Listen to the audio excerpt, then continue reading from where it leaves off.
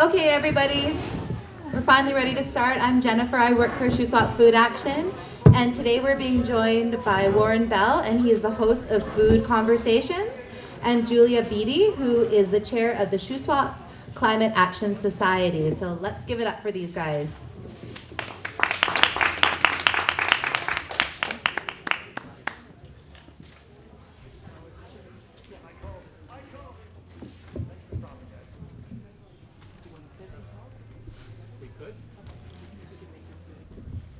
The computer has got a mind of its own, and it's a slow-moving intellect, which is why we've taken a long time to get started. You can try and talk right in because we're recording. Okay, I'm going to say, can everyone hear us?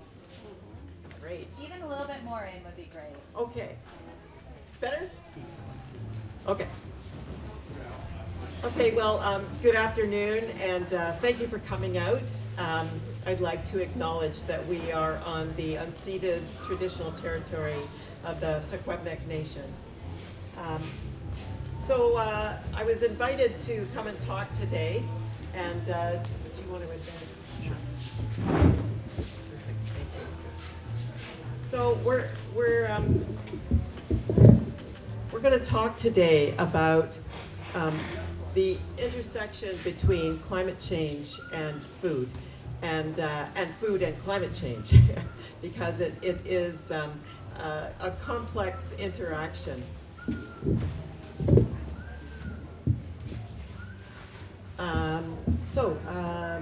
My name's Julia Beatty. I'm the chair of the Shuswap Climate Action Society, and I'm a retired biologist. I did environmental impact assessment biology for the government for more than 30 years. So I'm ancient, but I've seen it all. Do you want to go to the next slide? So first of all, let's just talk a little bit about climate change. So it is real, and it is happening. And after this summer, I doubt I have to convince anyone of that fact.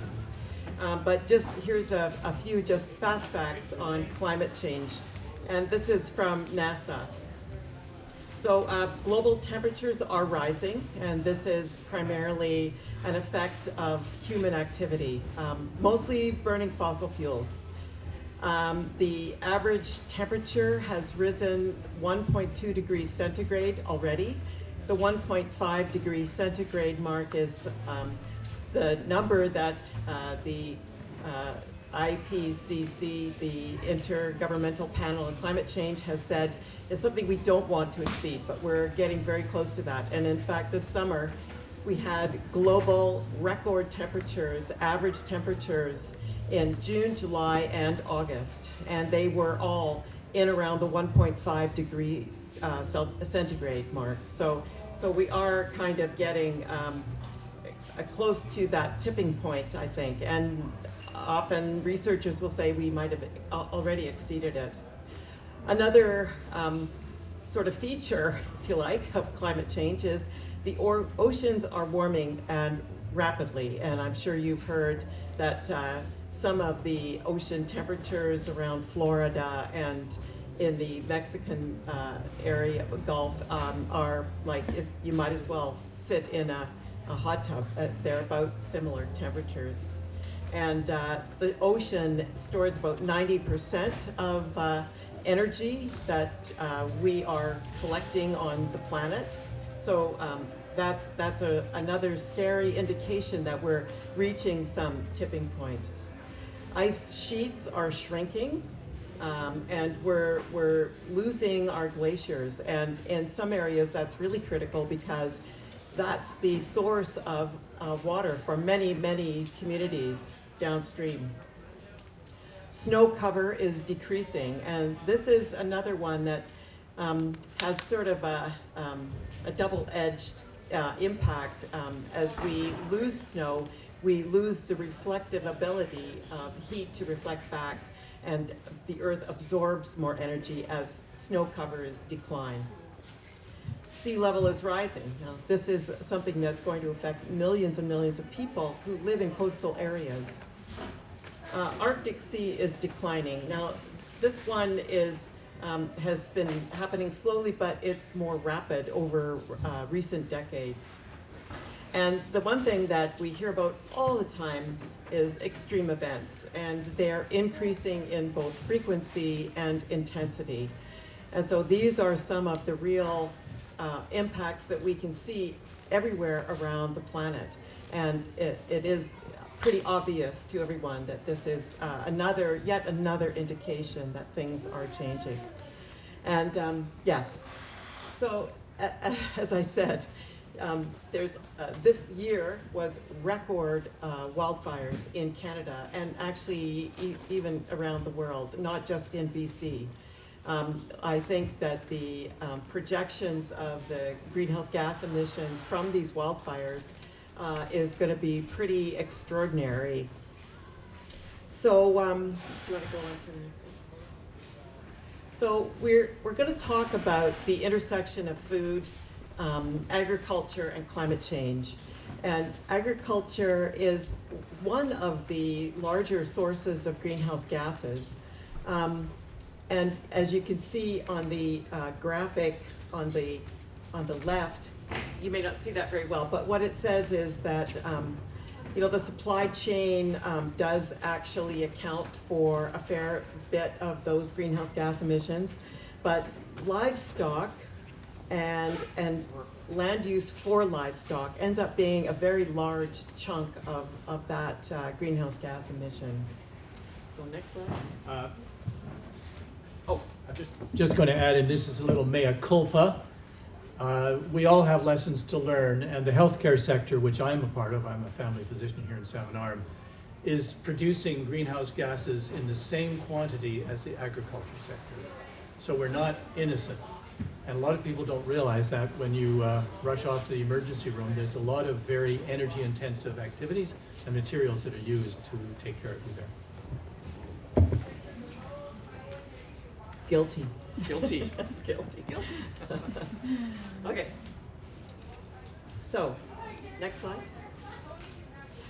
Okay, so when Warren and I got together to talk about some of the points we wanted to cover, growing, processing, distributing, and eating food offers both huge opportunities for adapting to and reducing our greenhouse gas emissions and reducing the impacts of climate change. So we're going to focus on the bad and the good. Okay. So we have two big problems with food. Everything is getting warmer, and that not only affects what can be grown, but how much can be grown. And the other is extreme weather events, like the drought that we've seen the past 2 summers. It really limits what farmers can do, and that is affecting our food security. So we hopefully have a plan for both of these problems. So there's what we are doing now, and what we can do differently in the future. So, okay. I'm just interfering here. With color coding, red is what we're doing now, and blue, red is hot, blue is cool. Cool is what we think we should be doing in the future. So let's be cool. Okay, so often food that we see on our table and in grocery stores is grown what we call conventionally through industrial agriculture. And industrial agriculture is fairly intensive in terms of the greenhouse gas emissions. However, there is a better way of doing things, and this is growing food organically using regenerative farming methods. And it's hopefully really starting to catch on. I know many local farmers are moving towards this kind of farming process. So these are just some headlines. Do you want to? That we found. There's lots of information on the internet if you just do a few Google searches. So, and some of it has to do, like David Suzuki Foundation has good information. There's all kinds of organizations and universities that have really good information for you on the internet. Go ahead. And when there's a Wikipedia page, you know you've come of age. And there it is in the bottom right-hand corner.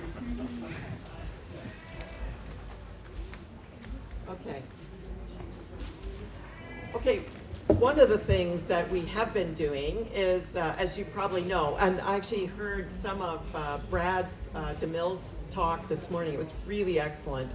And he talked about how food comes from Mexico and Spain and all these other areas. And those food supply chains, that they emit a lot of greenhouse gases, for one thing. And for another, it just seems like we could be doing much of the same thing here and reducing our reliance on those food chains that come from all over the globe. So, and there's many ways of doing that. We'll get to that a bit later. So one of the things to address this, the cool thing to do, is to buy local. It's pretty simple. That encourages all farmers in the area to produce more and using better methods. And so I think that this is one way that we can really improve what's actually going on right now. And if you can, buy organic, because those kinds of farming methods typically reduce pesticide residues in your food and all of those high-end, high-maintenance uses of fertilizers, which are fossil fuel-based for the most part, and pesticides for the most part are fossil fuel-based. So it gets away from those uses and really helps to help the local economy as well. Did I cover everything? Well, we threw in this last little thing at the bottom. Very simple. When you're parked at a traffic light for 30 seconds or a minute, you can just turn your vehicle off. As long as it's at least 10 seconds, you're not doing harm to your car and you're not using more fuel by turning it back on again, which adds fuel. So we just threw that in. It's nothing to do with food, but it is one way that you can just walk out of this place and do something right away. Idling for no purpose is one of my personal pet peeves. I bite my tongue when I see that happening. There's lots of ways to get around having to idle your vehicle unnecessarily. So, okay, here's another one. This is, I sort of alluded to it earlier.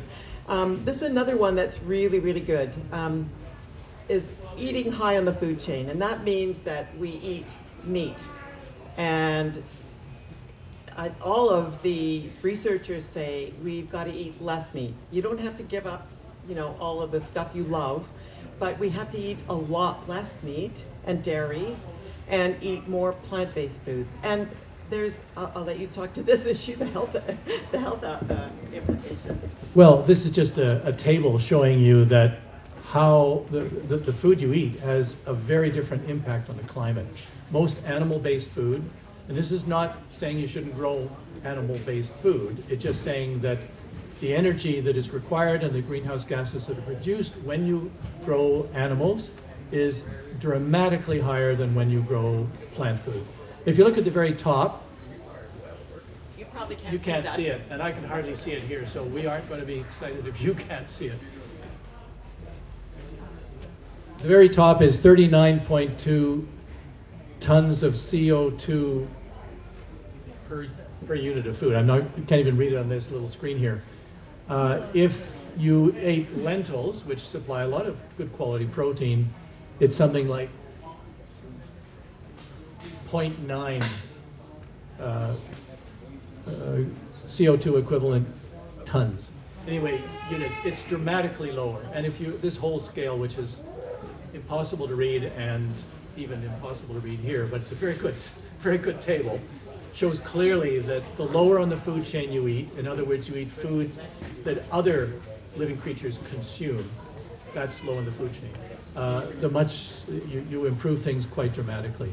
Now, just to show you that we all have our weaknesses, I happen to like cheese. And cheese, if you're a cheese lover, it means you're a turophile. I sometimes use it in the office to perplex people and get them a little nervous, saying, I'm sorry to say that I'm a turophile.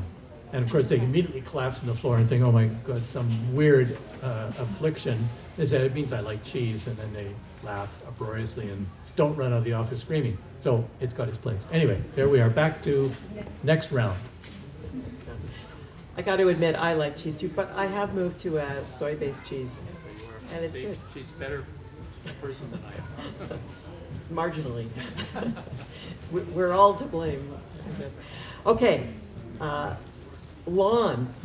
I'll get to an initiative that our group has started here, but so I know that the city is really concerned about water use, and the water restrictions that have been in place in the last part of the summer have basically precluded you watering your lawns, and there's a reason for that.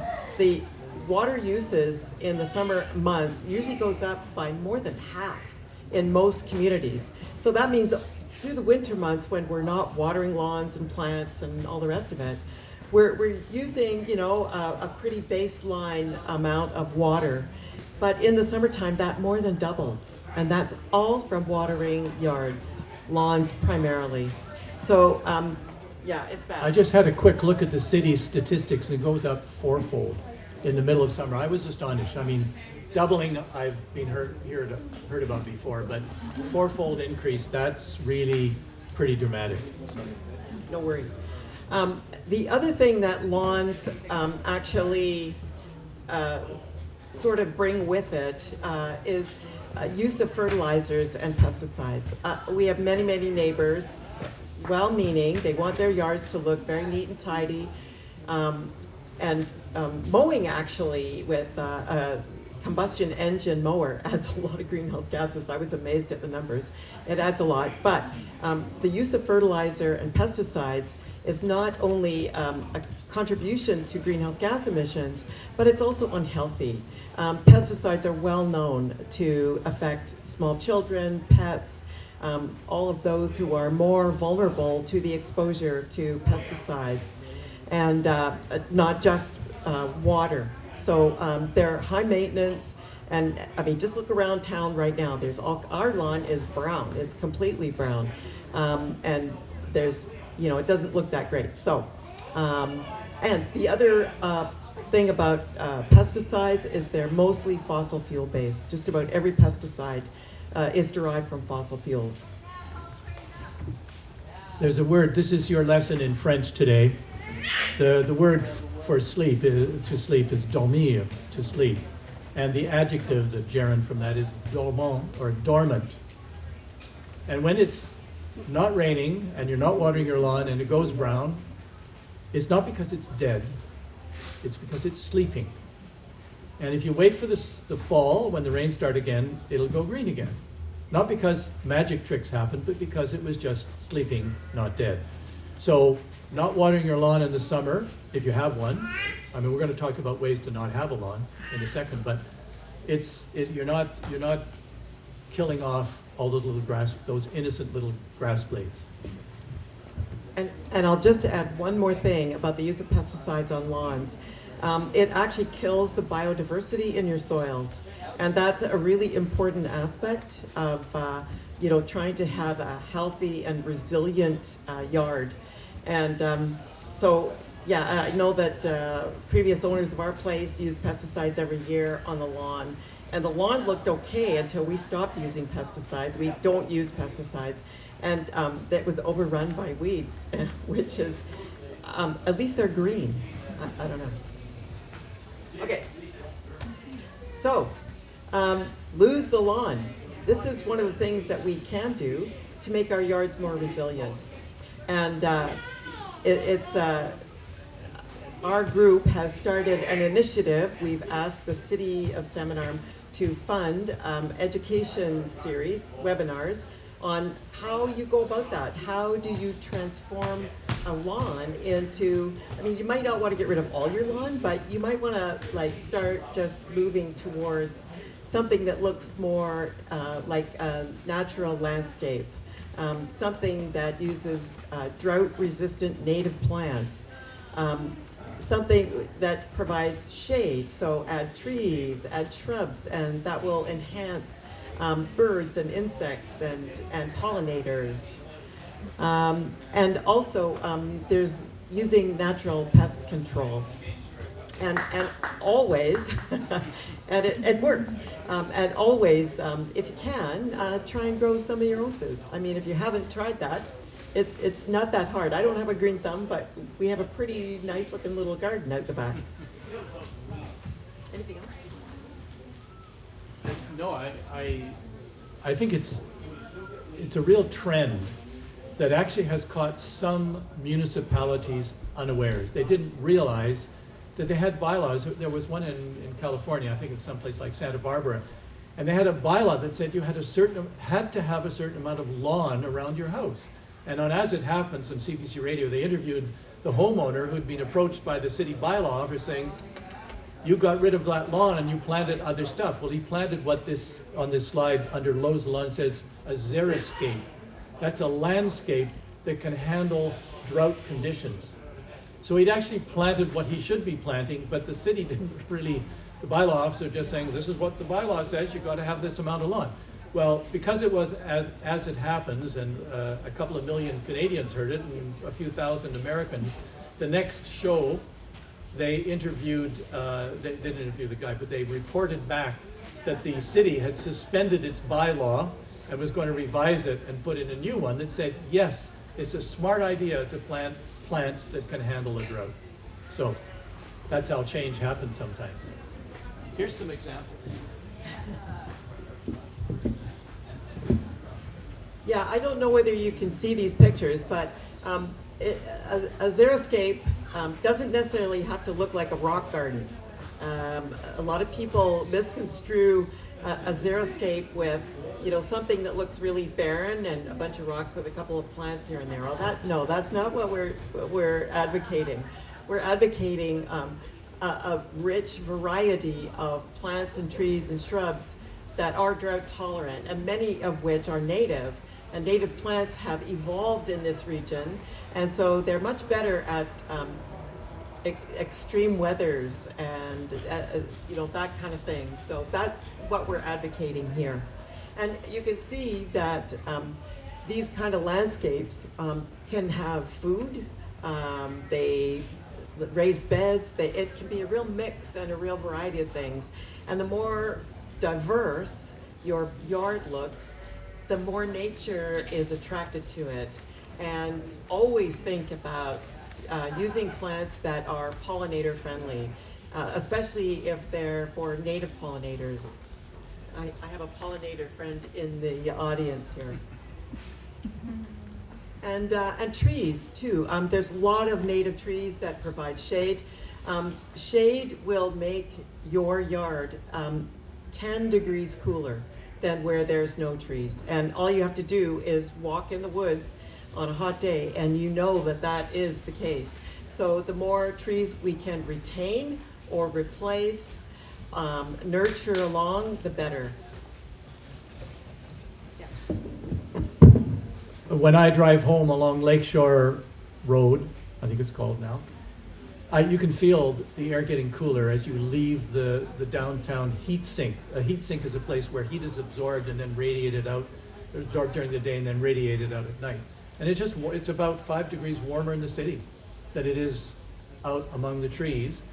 And in addition, we have a very large chestnut tree on the south face of our house, and it's really our air conditioner. The air inside the house can be 10 degrees cooler than it is outside at the heat of the day. So it really works.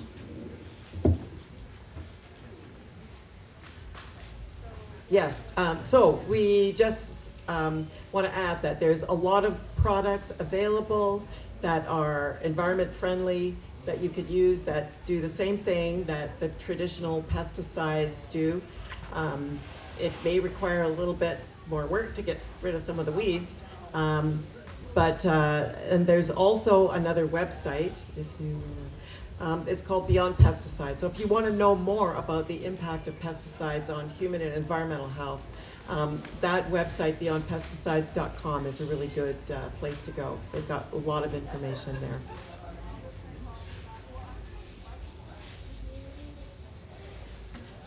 So, actually, this was mentioned this morning in Brad DeMille's presentation as well. So there's more than one way to grow food. And if we look at how to grow food in many different ways, it opens up a lot of opportunities for us to make ourselves more secure in our own region when it comes to producing food.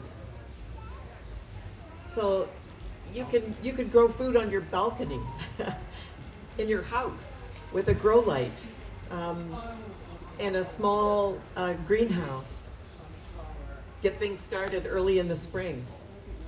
And raised beds. I mean, there's all kinds of different ways.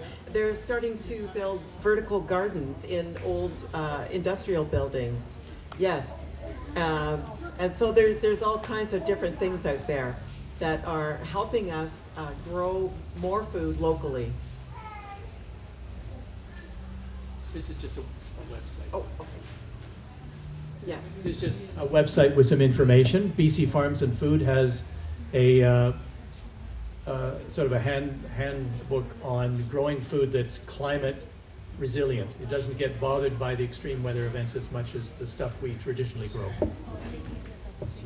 Oh, sorry. I can see it on this, got a little preview screen. There you go. know what I was talking about. Yeah, hopefully you guys can see that. Anyway, BC Farms and Food. Yeah, there's so much out there on the internet. It's really amazing. Okay. So, oops. Oop. Okay, so previously we may have relied on governments and experts to decide how we grow food, how we do things differently. But you know, particularly governments are slow to move. Believe me, I worked for government for a long time. They are slow to move on a lot of initiatives. So it's incumbent on us to just push the governments, like at all levels, for the kind of changes that we want to see in our communities. And also the kind of collaboration that we're doing with the city to put on an educational webinar for people on losing the lawn is another opportunity for us to sort of collaborate with government and sort of push them in the right direction. So, yeah, I don't know, you guys probably can't read this. Yeah, there's a lot of suggestions here, but the basic principle is that expertise is more widely distributed today than it ever was. It's partly because of digital communication like the internet and social media, but it's also because the taboos on sharing information, you know, professionals wouldn't talk about their professional secrets as openly as people do now. And even if they didn't now, there's lots of sites where you can find out those secrets without anybody having to stand up and tell you. As a result, the idea that the experts at the top of the social ladder have all the expertise is no longer true. And it's not because of them being wrong, it's just they couldn't possibly absorb all the information in their field. I, as a physician, am not embarrassed to open up my laptop and look something up when somebody comes in with an esoteric comment. I know something about it, but I know that I need to be more accurate. So I open up my computer and I say, oh yeah, okay, now I know what this abbreviation you were talking about really means, and this is what the implications are in general with respect to your health. So lots of situations where the information needs to be shared. And one example I think that is quite germane, because you're all familiar with it, the wildfires in the West Shuswap were quite dramatic, and they still are doing some things in the background. And you may recall reading in the media about a confrontation between landowners and the RCMP and the wildfire crews that were fighting the fires. It didn't get resolved because they threw people in jail. It got resolved because eventually people started listening to each other and sharing their understanding. The wildfire people put on a day-long seminar for all the landowners about how you can protect your properties and how you can tell when things are getting out of hand and when you have to evacuate. And the landowners were able to say, well, this is what I've done already. This is something I learned to do. And if you go to Jim Cooperman's website, you'll see a very iconic picture of a wall of fire behind his very nice house that he built in Lee Creek. It didn't get burned because he'd fireproofed the area around his house. And it made no sense for him to be on one side of the argument and the wildfire people and the RCMP to be on the other. Once they got together on the same side, they've come up with some really good solutions. And I think that's a lesson for all of us to learn. Collaborate, cooperate, assume that everybody's got something to contribute rather than saying only the experts know what's going on. Okay. Okay, so where does that leave us? What are the next steps? What can we do? So we think that there's going to be a lot of economic harm done to the world as a result of climate change. Extreme weather seems to be impacting everyone across the globe. And this is just the beginning. This is not the new normal. It's going to continue to get worse unless we start doing something. Do you want to go to the next? Yeah. I'm going to talk a little bit about a study that showed what young people are experiencing as a result of the change that are taking place in the world. This is, I think, a very important issue because I see in our audience some people definitely younger than most, and they're going to be looking at the future one day and wondering why we didn't take steps to deal with the problems that are staring us in the face. So this was a study done and published in a medical journal. Its title was Young People's Voices on Climate Anxiety, Government Betrayal, and Moral Injury, a Global Phenomenon. The study came out 2 years ago, and essentially what they were looking at is what kids were thinking. They weren't telling them what to think, they were asking them what they thought. So what they did was they went around the world to 10 different countries, wealthy countries, poor countries, developed, less developed, and they collected data from 10,000 kids between the ages of 16 and 25. So these are the people who are looking out the window and seeing what we're seeing and saying, my God, it's already bad, and if it's getting worse, I'm getting scared.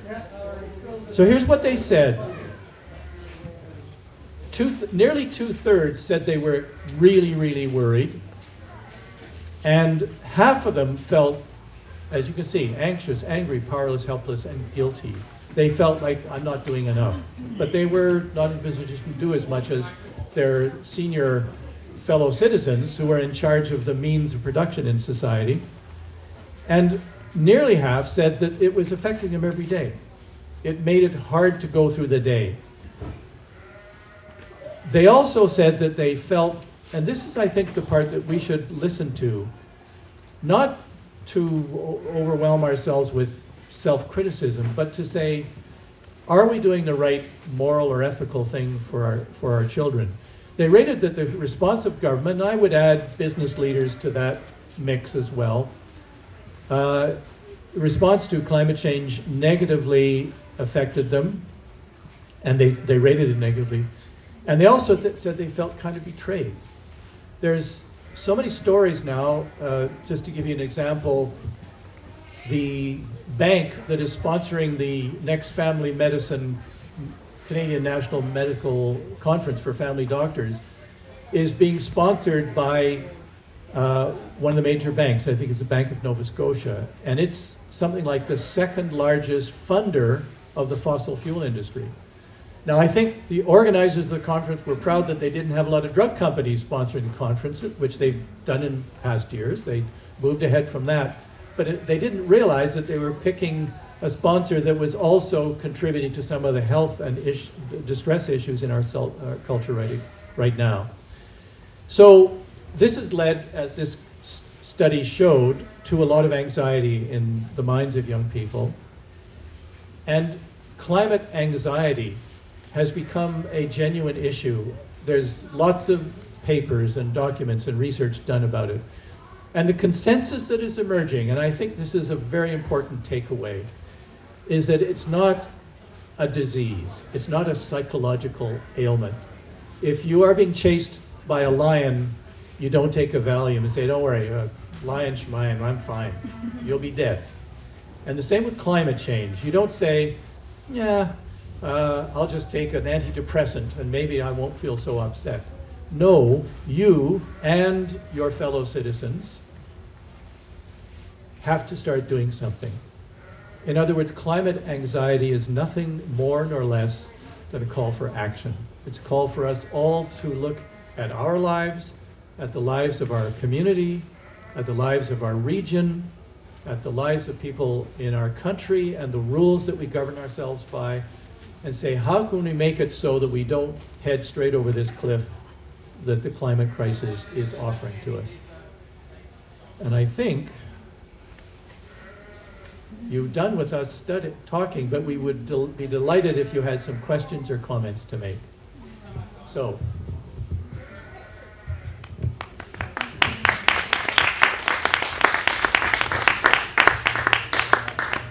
So if you have a comment or a question, just put your hand in the air and... I'll just say one thing. One thing you can do is check out our website.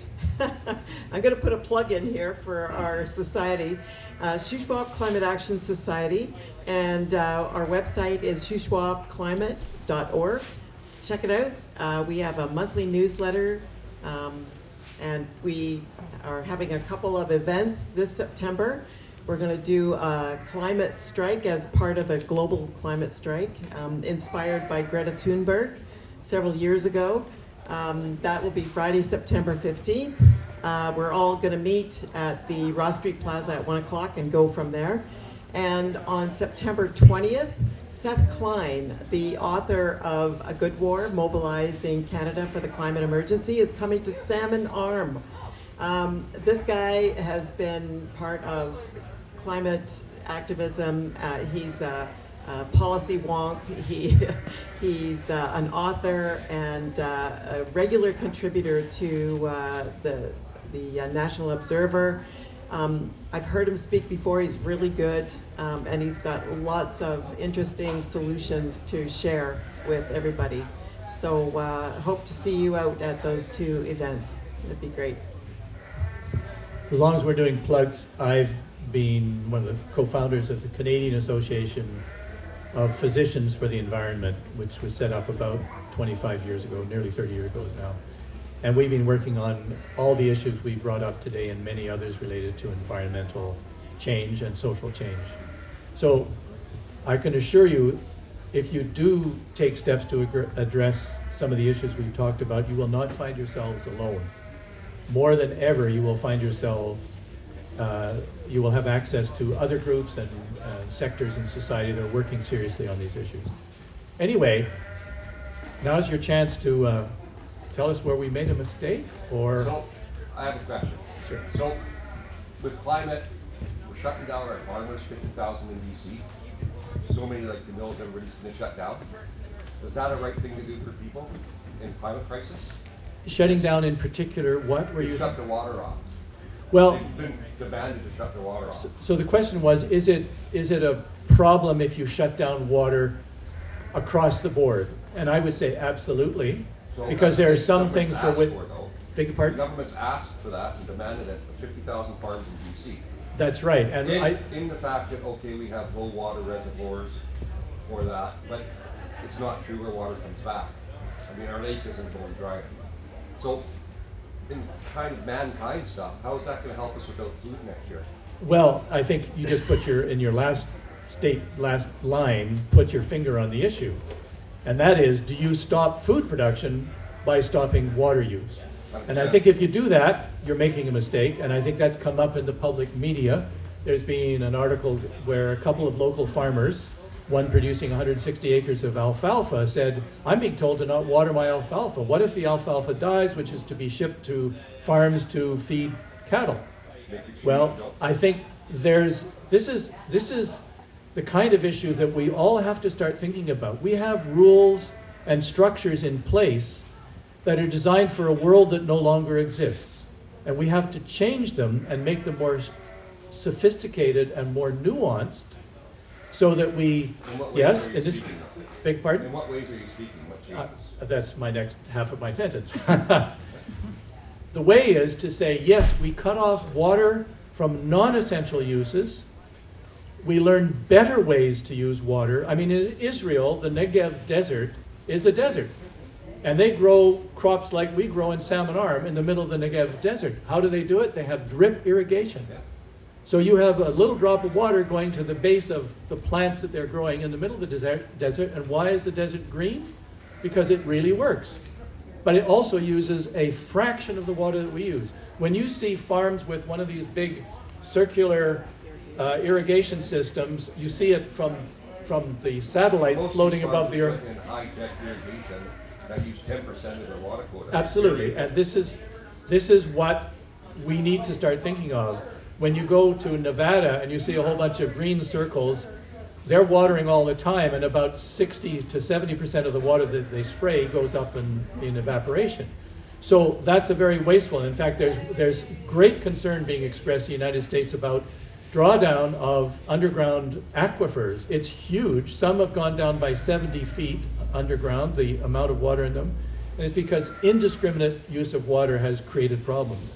And it's funny, in this article that was talking about that, they said some citizens may be upset that someone tells them they can't use the water the way they did. Now, to solve that problem, you go to the collaborative approach that we mentioned earlier. You don't just say, this is the way the law stands, this is what you have to do. You sit down with the person who's coming and saying, this is going to ruin my livelihood, or it's going to make our community suffer more. How can we do it differently? And I believe that the solutions are right in front of us. There's lots of solutions. We tried to emphasize solution. That's why we color-coded, red for bad, blue for good. To make it easy for you to understand that for every problem we're facing now, there are some and sometimes a multiplicity of solutions. We just have not got our minds wrapped around the idea that we have to start thinking about it and doing something about it. And that's where these young folks want us, older folks, to start doing that. They want us to start getting off our behinds and not saying, oh, it'll be okay, we've done this before, we know how this has worked. No one's lived through this kind of climate change in human history. There being changes, the planet's been way hotter than it is now, but there were no humans around and we wouldn't have survived. What's happened here, the graph shows that the problem is not the height of the temperature, it's the rapidity of the change. It's changing so quickly. It's changing in a few decades what usually would take 500,000 years. That's why there's a problem. Well, the study shows 2 degrees since the 1800s global warming worldwide. The last 30 years we've standing since the Paris Accords, we're in a 30-year trend of global cooling. I would think the IPCC would probably have a different slant on it. No, that's United Nations information. Well, yeah, I think what you're talking about, your lack of trust in established authorities. That's what you're really saying right now. You don't believe that they're telling you the truth. I think one of the reasons why we have some difficulty working together is because we come to a debate with a closed mind. And it's on both sides. It's not, there's lots of closed minds everywhere. The way we resolve that is by saying, okay, I have a different opinion. Now you show me the evidence for your opinion. And I'm into that. you are. Yeah, Except that I have a vague feeling you might have made your mind up about some of these issues already. No, I'd Anyway, like to see your guys' evidence. Like, I hear lots of talk in papers. have you read anything from the IPCC's I've website? read lots, but can you give me a scientific data? Well, they do. Absolutely, very large amounts of it. You just don't believe it. I think that's the problem. Anyway, I want to know if anybody else would like to ask a question or make a comment, because I see a lot of other faces here. Ron. Hi. You mentioned things like xeriscaping, save water and be more in line with temperatures and such.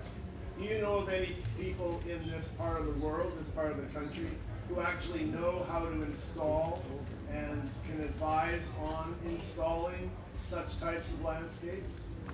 And if you do, maybe you could let us know. Would you like to say something? There are a Why don't you couple- come up here and say in the microphone, then it will be recorded for posterity. This is called collaboration in action, sports fans.